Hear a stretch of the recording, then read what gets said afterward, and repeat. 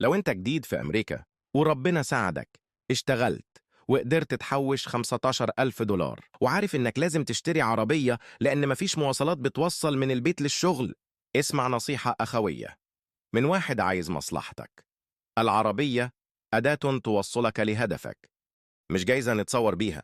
خلينا نفكر بهدوء في 3 اختيارات ونشوف ازاي ناخد قرار عاقل من غير ما ندفن نفسنا في أقساط. أول حاجة مهمة قبل ما نختار، خلي عندك صندوق طوارئ، يعني مصاريف شهر لحد 3 شهور على الأقل، عشان لو حصل ظرف ما تلجأش للدين. الاختيار الأول، عربية مستعملة بحوالي 7 أو 8 آلاف وتحوش الباقي. ده اختيار ناس كتير من الخبراء بيميلوا له في البداية لأنك بتحافظ على السيولة. إزاي تنفذه صح؟ 1. تعمل فحص مستقل عند ميكانيكي قبل ما تدفع. 2. تشوف تاريخ العربية وعدادها وحوادثها لو حصل. 3. تخصص مبلغ صغير للصيانة الأولانية زي 1,500 تقريباً، عشان الزيت والفرامل والكوتش والحاجات اللي بتظهر بعد الشراء. الميزة الكبيرة، التكاليف الشهرية على قدك، وتأمينك عادة يكون أقل، ومعاك فلوس تكمل بيها خطتك، تطوير نفسك، تاخد كورسات، أو تحوش للاستقرار.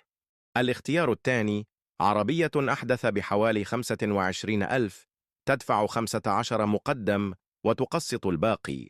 ده بيدي اعتمادية أعلى شوية، وممكن يكون مناسب لو شغلك محتاج سفريات كتير أو مواعيد دقيقة.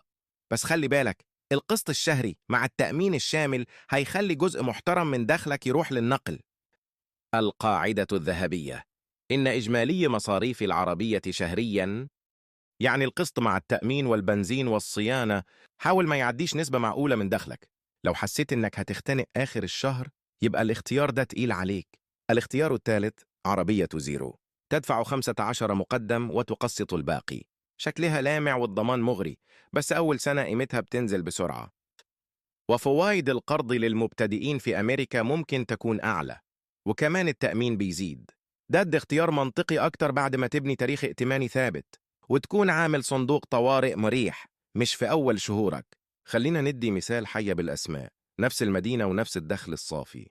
الدخل الشهري لكل واحد 3,000 دولار لمدة سنة كاملة. محمود اختار الاختيار الأول، اشترى عربية ب8,000، خصص 2,000 صيانة وطوارئ، فاضل معه 5,000 سيولة. مصاريفه الشهرية كانت معقولة، وقدر يوفر تقريبا 3,600 خلال السنة. بعد سنة محمود معاه عربية شغالة وسيولة مريحة حوالي 8 لحد 9,000 ودماغه رايقة. ليلى اختارت الاختيار الثالث، عربية زيرو، دفعت 15,000 مقدم والباقي أقساط. القسط مع التأمين العالي خلى الادخار شبه صفر معظم الشهور، ومع نزول قيمة العربية من أول سنة لقت نفسها مسك حديد غالي عليها وسيولتها ضعيفة. مع إن الاتنين نفس المرتب ونفس المدينة، الفرق في القرار عمل فرق كبير في الراحة والمرونة. طب نختار إزاي بشكل عملي؟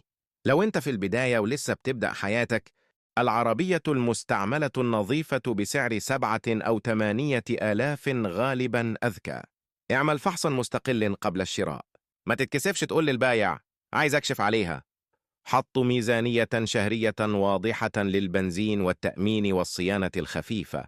لو مضطر تركب عربية أحدث، تأكد إن القسط ما يضغطكش لدرجة إنك تمنع الادخار. افتكر، كل دولار سيولة معاك يعطيك قرار أهدى وفرصة أحسن. الخلاصة، العربية وسيلة تنقلك لرزقك مش مشروع العمر.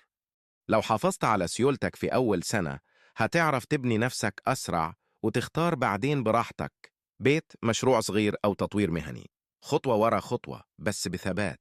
افتكر إن المعلومات دي للتوضيح العام فقط وليست نصيحة مالية. لازم تستشير مستشار مالي معتمد قبل أي خطوة.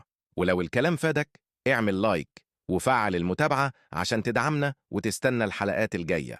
وقل لنا في التعليقات بتتفرج علينا منين، ولو أنت في أمريكا ساكن في أنهي ولاية، ولو اتحطيت في نفس الموقف هتختار أنهي سيناريو، الأول ولا التاني ولا التالت، وليه؟